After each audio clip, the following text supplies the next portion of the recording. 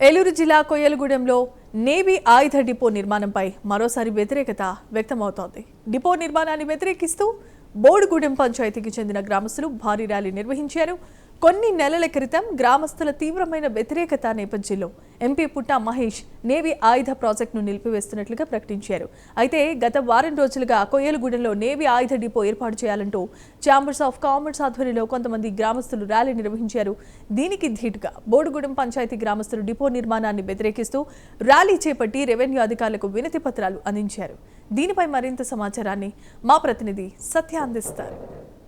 ఏలూరు జిల్లా కొయ్యలగూడెం మండలంలో navy dock yard నిర్మించే దిశగా ప్రభుత్వం ముందుకెళ్తున్న నేపథ్యంలో గత కొద్ది రోజుల క్రితం దీనిపై మిశ్రమ స్పందన వచ్చింది.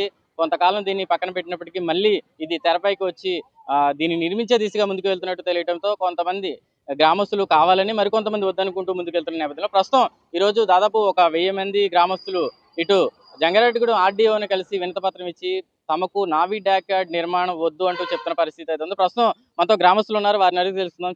చెప్పండి, ప్రధానంగా మీకు ఉన్న సమస్య ఏంటి? అసలు నావీ డాక్ యార్డ్ పై మీకున్న అనుమానాలు ఏంటి? నేవీ యాక్ట్ డిపో గురించి గతంలో ఎంపీ గారు మేము ఉద్యమం చేసినప్పుడు ఆయన పరిశీలించి రైతుల సమస్యల్ని గ్రహించి దీన్ని వెనక్కి తీసుకుంటున్నామని మీడియా ముఖంగా తెలియజేశారు. ఇదే విషయాన్ని కొంతమంది దళారులు ఏం చేశారంటే దళారులు ఏకమయ్యి ఆయనకి తప్పుడు సమాచారం ఇచ్చి మళ్ళీ కొత్తగా ఆయన రైతులందరూ ఒప్పుకున్నారు.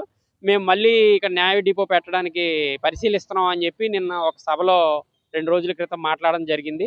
అంటే ఆల్రెడీ మాకు మాట ఇచ్చారు దీన్ని వెనక్కి తీసుకున్నామని. మళ్ళీ అదే విషయాన్ని ఆయన పరిశీలించడం అంటే దళారులు ఏం చేస్తున్నారంటే ఆయనకి తప్పుడు సమాచారం ఇస్తున్నారు. మీరు చెప్పండి, ఏంటి మీకున్న అనుమానాలు ఏంటి అసలు? ఇది 2025 డిసెంబర్ 30వ తారీఖున బోడుగూడెం రెవెన్యూ, ముఖ్యంగా బోడుగూడెం, మంగపద్దేవిపేట, అదేవిధంగా ఓట్లగూడెం, అచ్యుతాపురం, త్రినాథపురం, రేగులగుంట గ్రామ రైతుల భూములు 1300 ఎకరాలు సేకరిస్తున్నట్లు పేపర్లో వచ్చింది.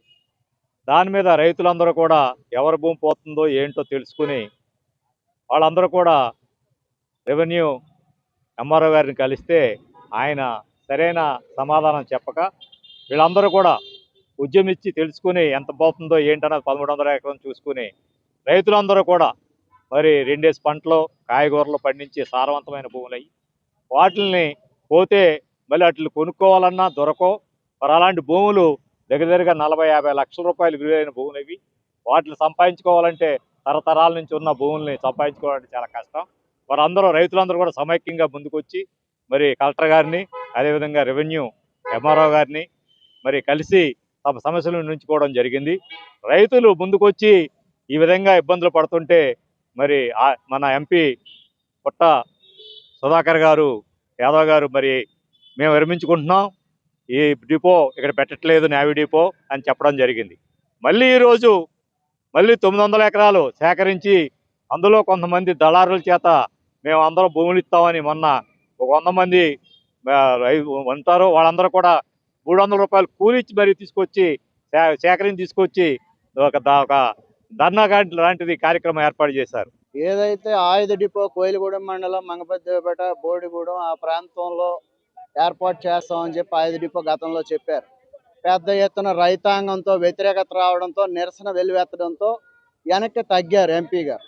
తగ్గినా కానీ మళ్ళీ కొంతమంది దళారీ వ్యవస్థ, అక్కడ ఎవరైతే 3 ఎకరాలు 4 ఎకరాలు ఉన్నవాళ్ళు 3-4, అలాగే రాజకీయ నాయకులు కొంతమంది చేరి బయట నుంచి కొంతమందిని తీసుకొచ్చి ఆందోళన చేస్తున్నారని మాకు సమాచారం వచ్చింది.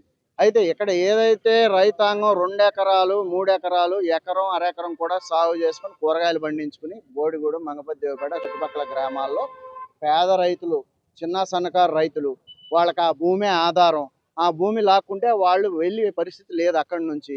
రెండోది, అక్కడ ఉండేటటువంటి వ్యవసాయదారులే కాకుండా వ్యవసాయ కూలీలు కూడా ఆ భూమిలోనే పనిచేసి బతకాల్సిన పరిస్థితి ఉంది.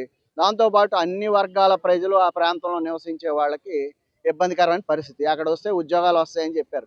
ఏం ఉద్యోగాలు వస్తాయండి? నేవీ డిపోలో ఏం ఉద్యోగాలు వస్తాయి అనేది స్పష్టత ఇవ్వాలి. అసలు నేవీ డిపో అనేది ఆ ప్రాంతంలో పెట్టడానికి అనుకూలమైంది కాదు. నేవీ డిపో అనేది బయట అనేక ప్రభుత్వ భూములు ఉన్నాయి, అటవీ భూములు ఉన్నాయి, వాటిల్లో పెట్టుకోవాలి పోయి. ఏదైతే వ్యవసాయ భూములు చింతలపూడి ఎత్తిపోతల పథకం కాలువ మధ్యలోంచి వెళ్ళిన ప్రాంతం, నీరు వస్తే ఇవాళ పంటలు పండుతా ఉన్నాయి, ఇవాళ పంటలు పండించుకుని బతుకుతా ఉన్నారు అక్కడ రైతులు, వ్యవసాయ కూలీలు అందరూ. మళ్ళీ ఆ చింతలపూడి పథకం ఏదైతే నిర్మాణం పూర్తయి నీళ్లు వస్తాయో అప్పుడు మొత్తం కూడా మంచి పంటలు పండే భూములు, బంగారం పండుతుంది అక్కడ. అటువంటి భూముల్ని ఇవాళ ఆయుధ డిపో పెట్టడానికి అట్లా లేకుండా పైగా కాలువ వెళ్ళిన భూములను వాళ్ళు తీసుకోవడానికి అట్లా ఎలాగ అవకాశం ఉంది. కాబట్టి ఇటువంటి చర్యలు మానుకోవాల్సిన అవసరం ఉంది. ఈ ప్రభుత్వానికి, ప్రభుత్వ అధికారులకి స్పష్టంగా చెప్తా ఉన్నాం. మొత్తంగా చూసినట్టయితే గతంలో ఇదే నావీ డాక్ యార్డ్ నిర్మాణానికి ఇటు జీలుగుమిల్లి మండలం కేంద్రంగా కూడా నిర్మించే దిశగా ముందుకు వెళ్ళిన పరిస్థితుల్లో అక్కడ తీవ్ర వ్యతిరేకత రావడంతో ప్రభుత్వం పునరాలోచించి ఆ నావీ డాక్ యార్డ్ నిర్మాణాన్ని ఇటు కోయిలగూడెం తరలించే దిశగా ముందుకు వెళ్ళిన పరిస్థితిలో అక్కడ మొత్తం ఏదైతే కోయిలగూడెం సంబంధించిన గ్రామస్తులు, కోయిలగూడెం మండల గ్రామస్తులు ఎవరైతే ఉన్నారో వారు మాకు నావీ డాక్ యార్డ్ నిర్మాణం వద్దు, మేము 2 పంటలు సాగు చేసుకుంటూ జీవనం సాగించే రైతులం, ఇది పోతే పూర్తిగా కూడా మా జీవనాధారం, మా కుటుంబం కూడా రోడ్డున పరిస్థితి ఉంటుంది కాబట్టి ప్రత్యామ్నాయం చూడాలని చెప్పి మేము కోరుకుంటున్నామన్న నేపథ్యంలో గతంలో ఒకసారి నిర్మాణాన్ని ఆపే పరిస్థితి మళ్ళీ తిరిగి కూడా మళ్ళీ దీన్ని నిర్మించే దిశగా ముందుకు వెళ్తుంది కాబట్టి దీన్ని ఒకసారి పునరాలోచించాలనే కోయిలగూడెం మండల రైతులు డిమాండ్ చేస్తున్న పరిస్థితి అయితే ఉంది. కెమెరా పర్సన్ శేఖర్తో సత్య, ప్రైమ్ న్యూస్, ఏలూరు జిల్లా నుంచి.